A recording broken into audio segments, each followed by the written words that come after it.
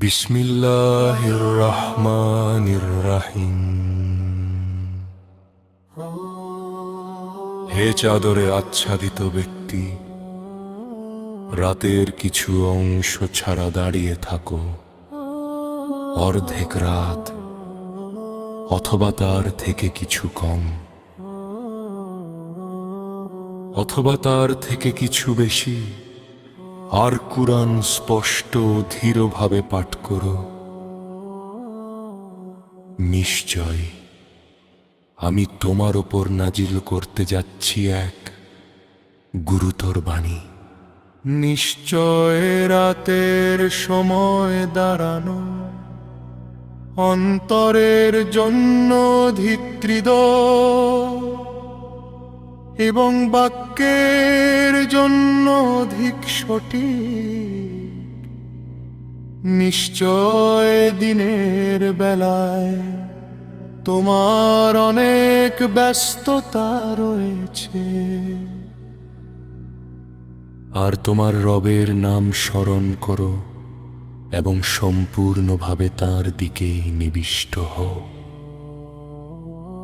তিনি পূর্ব পশ্চিমের রব, তিনি ছাড়া কোনো উপাস্য নেই।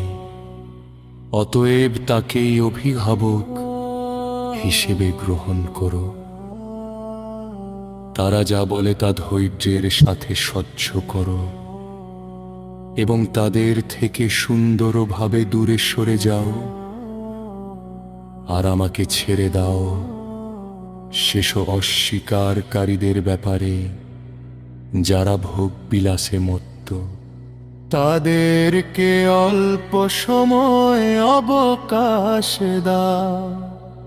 নিশ্চয় আমাদের কাছে আছে শৃঙ্খল জাহান্নাম, গলায় আটকে যাওয়ার মতো খাদ্য এবং যন্ত্রণাদায়ক শাস্তি। যেদিন পৃথিবী ও পাহাড় কিপে উঠবে আর পাহাড়গুলো হয়ে যাবে ধসে পড়া বালুর ঢিবির মতো। নিশ্চয় আমি তোমাদের কাছে একজন রসূল পাঠিয়েছি, যিনি তোমাদের ওপর সাক্ষী হবেন। যেমন আমরা ফেরাউনের কাছে একজন রসূল পাঠিয়েছিলাম, কিন্তু ফেরাউন সেই রসূলের অবাধ্য হয়েছিল। ফলে আমরা তাকে কঠোরভাবে পাকড়াও করেছিলাম। তাহলে যদি তোমরা অস্বীকার করো, কিভাবে নিজেদের রক্ষা করবে সেই দিনের শাস্তি থেকে, যেদিন শিশুদেরকেও বৃদ্ধ করে দেবে? আকাশ সেদিন ফেটে যাবে আর তার প্রতিশ্রুতি অবশ্যই পূর্ণ হবে। নিশ্চয় এটি একটি উপদেশ। অতএব যে ইচ্ছা করে সে তার রবের দিকে পথ গ্রহণ করুক।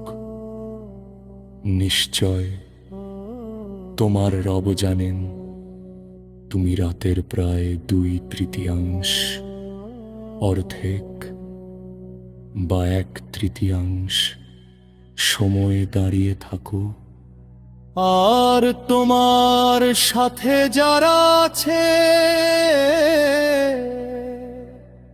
তাদের একদল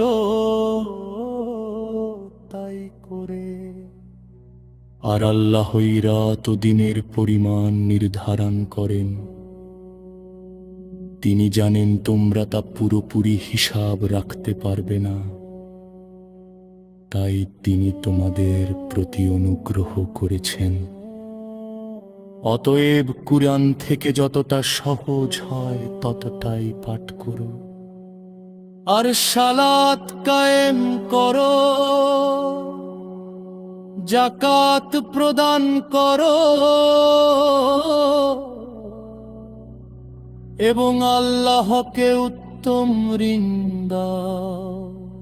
আর তোমরা নিজেদের জন্য যে তুল্যানোদ্রে পাঠাবে তা আল্লাহর কাছে পাবে আরো উত্তম এবং অধিক প্রতিদান হিসেবে। আর আল্লাহর কাছে কোনো প্রার্থনা করো,